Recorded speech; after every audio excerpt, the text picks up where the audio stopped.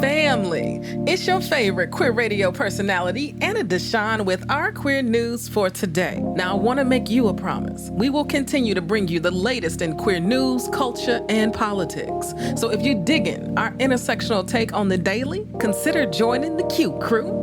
The Q Crew is our monthly membership program we started to help us grow the podcast. With your help, we can bring you more stories celebrating our lesbian, gay, bisexual, transgender, queer, and comrade communities. Family, did you know the Palm Springs Women's Jazz Festival is coming back, celebrating its 10th anniversary? It's all going down November 11th through the 13th at the Cathedral City Amphitheater. This anniversary celebration is featuring some of the very best women in jazz, including none other than Ledisi herself. So, if you like jazz and enjoy being with lesbians of color from across the country, then you need to start making your plans to attend the Palm Springs Women's Jazz Festival. Visit palmspringswomensjazzfestival.org for all the details. And y'all know we got the link in the show notes, and I plan on being there too, so come on, let's go.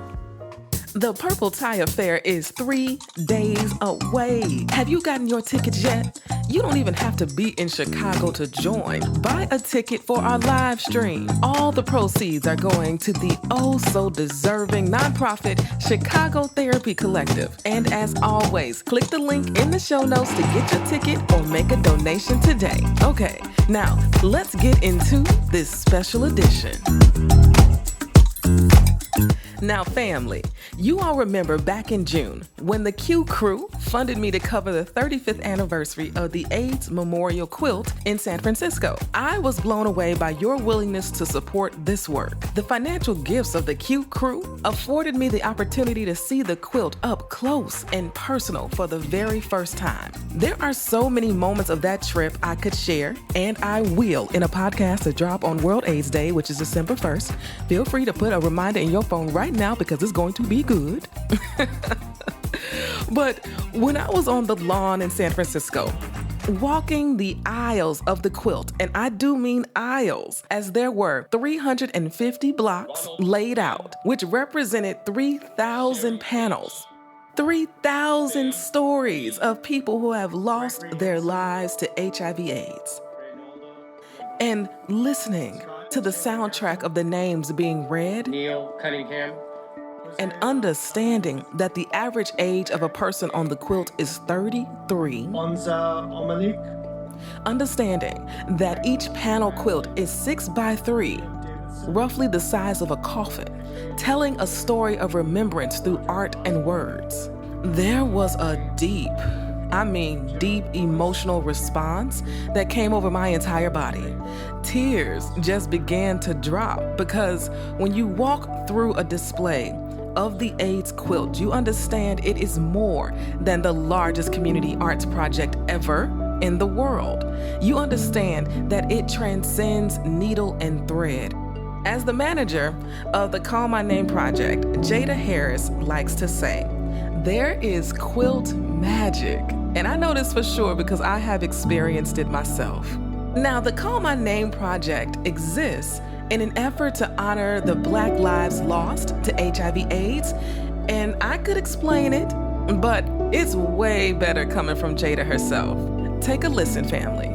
Call My Name is a program that's specifically designed to increase the number of African American people on the quilt and all marginalized communities, Black and brown people. Now, you put the quilt end to end, it's 56.3 miles. How many do you think is for Black folks? Less than a mile. That's why we want to call our names, because it's our tradition. This is what we do as people. We call the names of our dead because we know that they are also living in the spirit world, right? That's what we do. We call the names, and what do we do in our communities? We quilt. That's right. We pour libations. We have altars. We honor our ancestors. We quilt. The Call My Name project was the magnet that drew me to cover the quilt display in San Francisco, and now through funding from Gilead Sciences, the quilt is going on tour in the South. This tour is called Change the Pattern, and it kicked off in Jackson, Mississippi at the Mississippi Civil Rights Museum.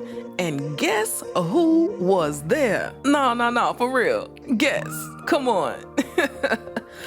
Fresh off her first Emmy win, the Cheryl Lee Ralph was in the building. And I got to meet the legend too. She was very sweet. Now, Cheryl Lee has been an advocate for HIV/AIDS for over 30 years with her organization, the Divas Foundation. She walked to the mic with her very own panel she curated behind her, and she did this. I am an endangered species, but I sing no victim song. I am a woman, I am an artist, and I know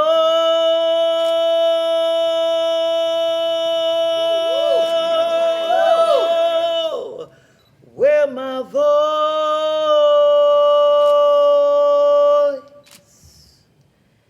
belongs. Ooh, can we talk about the chills and the energy in that space? And y'all know she wasn't done, right? We're just gonna let Cheryl Lee Ralph preach a little bit. Take a listen. You see, what you all don't realize is 33 years ago, when I started talking this talk and walking this walk, people told me I was stupid. They told me I was stupid. They told me to shut up. They told me God would find no favor in me because I spend too much time talking about those people. And a little church girl in me said, who are those people? Because there, but for the grace of God, go I. And when they said, you must be one of them, and I said, oh, I am absolutely a human being. Yes. And it was very difficult. And then launching Divas at a time when people were not paying attention to people of color and this disease. You heard it said, it was known, classified as a gay white man's disease.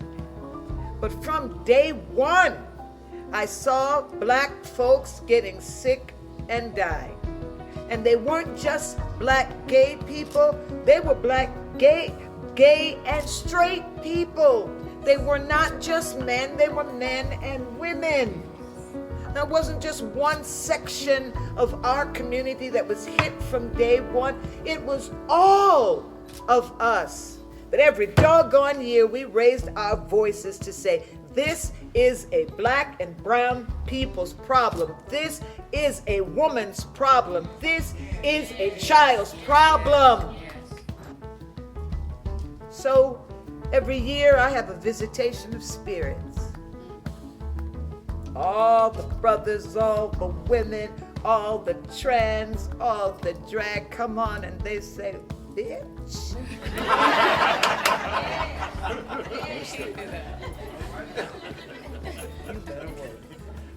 You better work. Now, I told y'all she was preaching, right? Okay. Now, I want y'all to know that the quilt wasn't just on display in the Mississippi Civil Rights Museum. It could be seen throughout Jackson as well at the Jackson Medical Mall, Jackson State University's Student Center, Craftsman's Guild, the Jackson Welcome Center, and the Capitol Pride celebrations. Also, let me note that Jackson wasn't the only city in Mississippi where folks could go see the quilt. It was also in Hattiesburg and Greenville. of course, making it the largest display of the quilt in Mississippi history. Now, you may be asking, why Mississippi? Why the South? So a couple little known facts that I want to share with you, okay? The South comprises 38% of the U.S. population, but get this, it represents over half, yes, over half at 52% of all new HIV diagnoses. Now let me drop another one on you. Out of the 17 states defined as being in the South by the U.S. Census, 13 of them have HIV-Specific Criminal Laws or statutes on the books. And 11 of them have actually prosecuted people for living with HIV. HIV criminalization is still very real. Family, I'm sharing these stats because you need to know. I didn't know. We all need to know that we still have a long way to go before we see zero new infections. Because how did we get from San Francisco in 1981 to the South in 2022? How did we get here? Now, I'm going to dig into that more during that podcast I was telling you about, the one dropping on World AIDS Day, December 1st. The one you've put a reminder in your phone already to listen to, that one. I'm digging into these very questions with thought leaders from around the country and specifically in the South. So you got that reminder, right? Okay. The week-long celebration of Change the Pattern was powerful. It was even lamented with a Jackson proclamation that September 28th through October 4th is Change the Pattern Week. The people doing this work, family, I've met them. They are doing God's work, divine work. They are warriors. And I can't wait to tell more of their stories. Honestly, I can't wait for you to hear their stories. The executive director of the Southern AIDS Coalition, Daphina Ward, who is the truth, period, with a T, period, said, we can't just talk about HIV to end HIV. That was so incredibly profound to me because we have to change the pattern in all facets that affect Black life. We have to change all the patterns. Y'all know I always end the podcast with a word, and I could have ended it with Daphina's word because that was enough, okay? But today, I want to end the word with Cheryl Lee Ralph and a song that was born during the Change the Pattern Week, led by HIV advocate LS. If you know the song, sing along or hum to yourself if you're out here in the streets. And if you don't know it, you will by the time the song ends. Till next time, family. Peace. So here we are, talking about change the pattern in Jackson. And the pattern is deep, because y'all don't have clean water. It was okay when Black folks were dropping dead of this disease. It was so okay they didn't want to talk about it. It was so okay they didn't want to remember their families. It was so okay. Was so accepted. Change the pattern. Change the way we think. Change the way we love ourselves. Ready to change the pattern. Oh, I woke up this morning with my mind.